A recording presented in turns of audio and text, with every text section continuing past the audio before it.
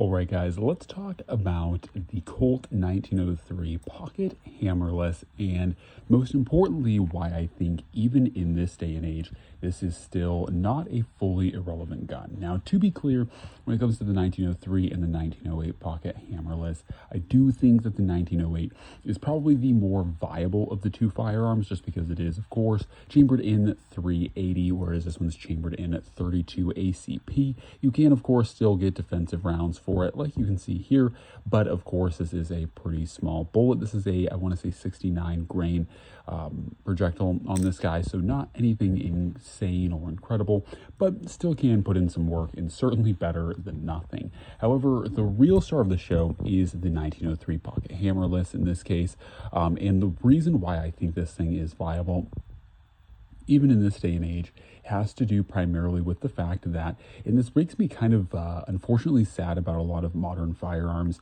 is that we've kind of distanced ourselves away from truly pocket-friendly guns that can literally just be thrown in your pocket and just carried. Now, arguably, yes, there are safety concerns with just throwing a gun in your pocket. There is, the idea that under the right hypothetical circumstances, I could catch on the trigger and make it go off. However, with something like this, these guns were actually really designed to be quite literally thrown in your pocket and carried.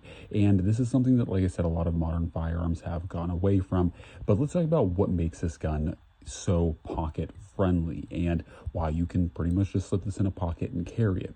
So the first off, the biggest thing you'll notice is that pretty much everything on this, from things like the sights, the back of this firearm, everything is very rounded. Of course, you do have the texturing for the slide to pull it back, and you have texturing on the heel, of course, because that's your magazine release. But aside from those two areas, everything is pretty darn slick and overall pretty slim. Now, the other thing that makes this pocket friendly and pocket safe is, of course, you do have a manual safety, and it is not under any spring tension. You do have to move this in and out, but the big thing is the back strap here is your safety. So you can see that the gun will not go bang unless you detent or press in that back strap safety. And of course, you have this safety down, and then of course you can pull the trigger. So this makes it extremely safe with this thing just sitting in a pocket. Even with one in the pipe, you can throw up your safety there. And even if this does somehow miraculously get disengaged for whatever reason, it still will not go off unless you hold or push in that backstrap safety, making this thing pretty darn safe to run even without something like a holster, which is pretty cool because that minimizes the overall bulk in your pocket.